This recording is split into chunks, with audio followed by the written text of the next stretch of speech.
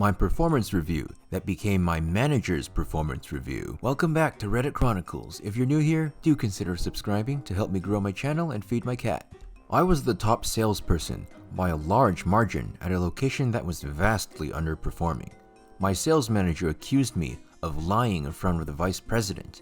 I proved I wasn't lying. I then put out 2 more facts of information, and she was fired as a result of my performance review. Enjoy, I hope it fits.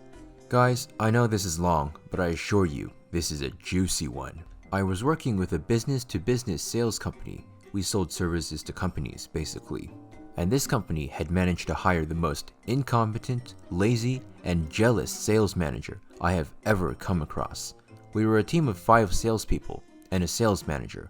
All 5 of us salespeople hated our sales manager for various reasons, but we liked her personally. I was the top salesperson on the team. I was sitting at 170% of my yearly objective and was well on my way to President's Club. This is largely because I was the only salesperson on the team with real sales experience, and the sales manager was too incompetent to train a team. So my VP came down for our yearly performance reviews, and I was called in first. It was my VP and Mrs. B, short for Beach. I was expecting a positive performance review.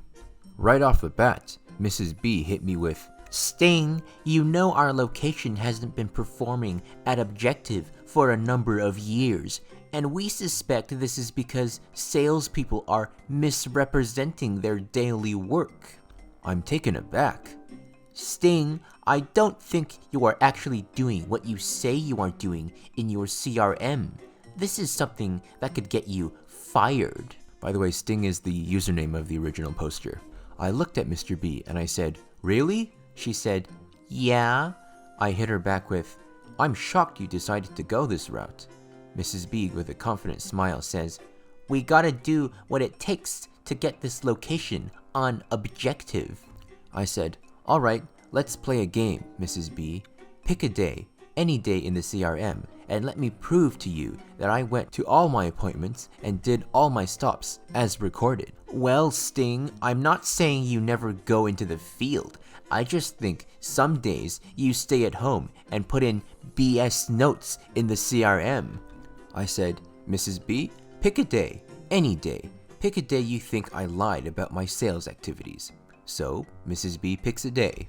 Now I'm smiling ear to ear, and I'm effing heated right now.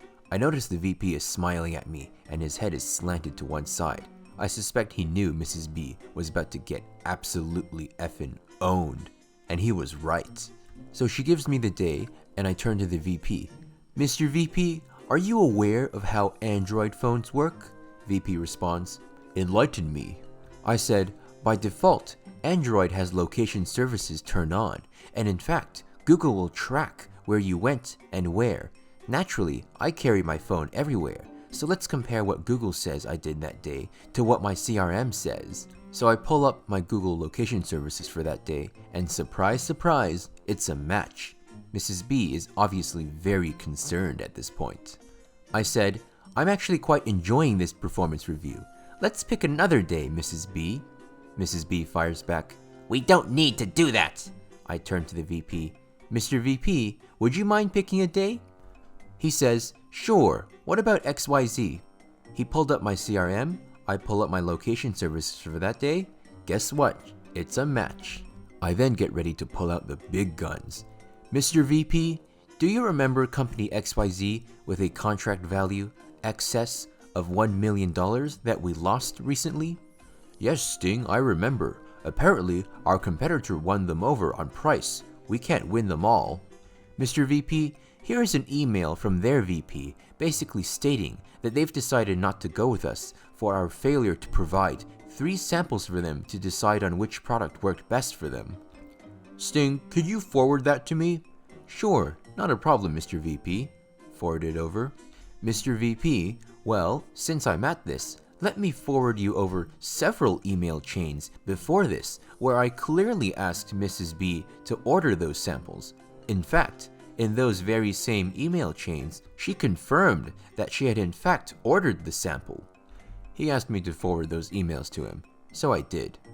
"Now, Mr. VP, I had our services department looked to see if any orders had been placed for those samples. No orders were actually placed. He said, "I'm gonna look into this."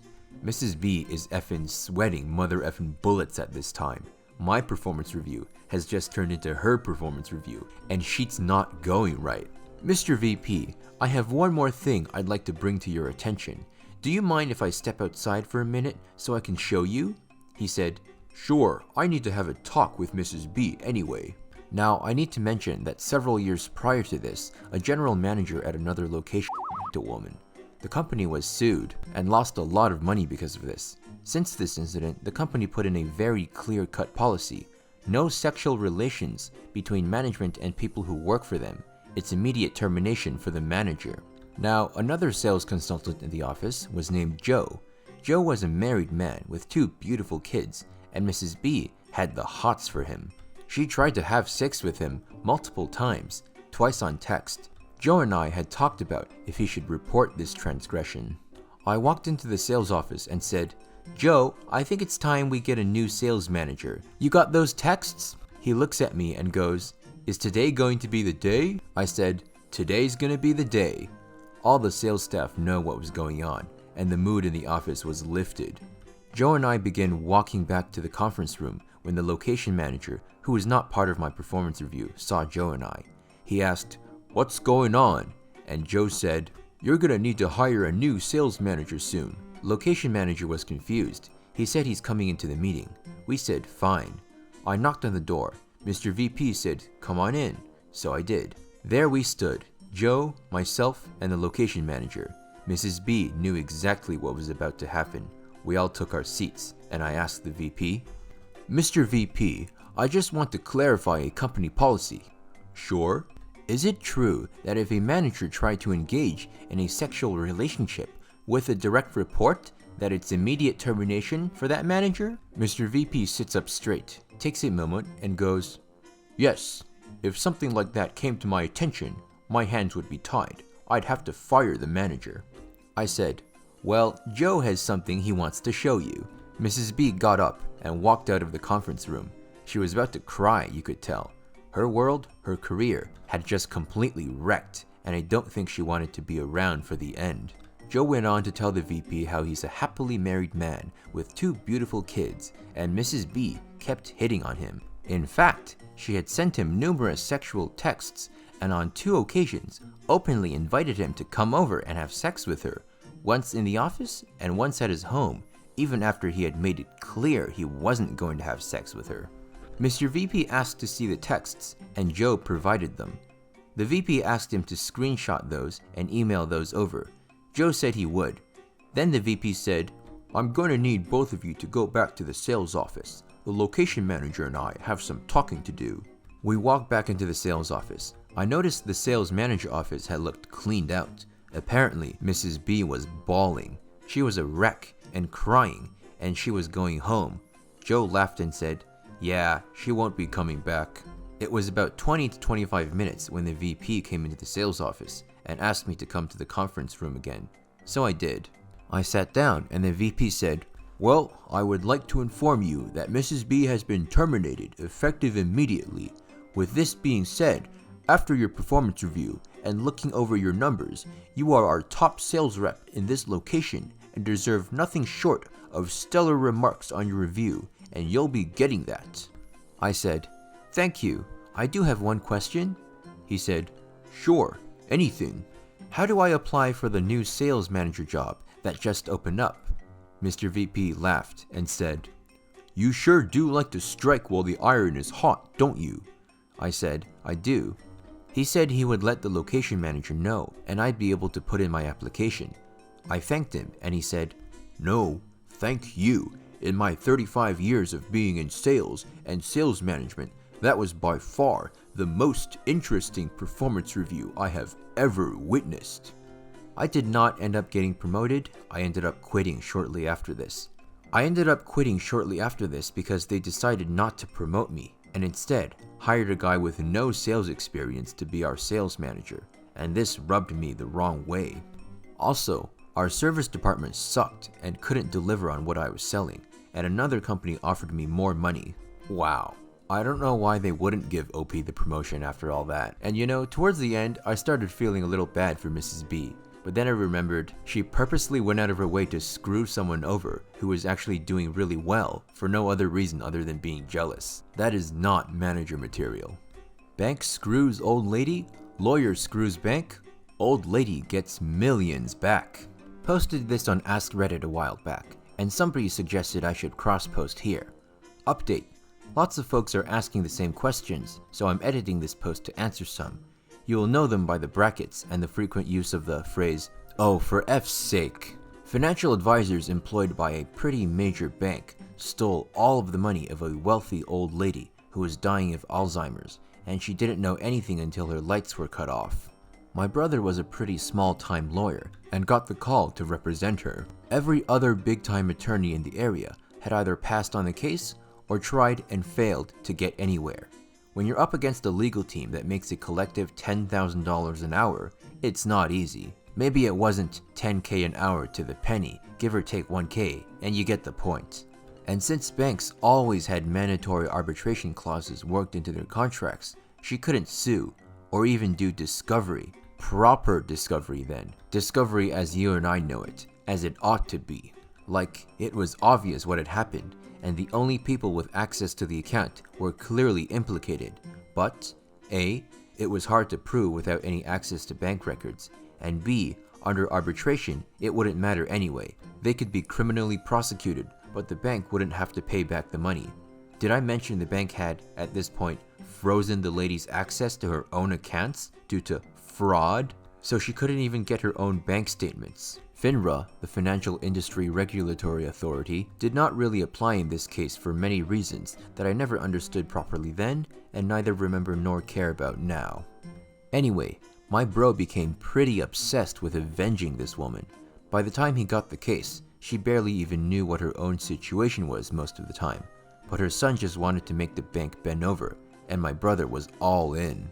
He managed to find an incredibly obscure technicality that nullified the arbitration clause and was able to force a major bank into the discovery process.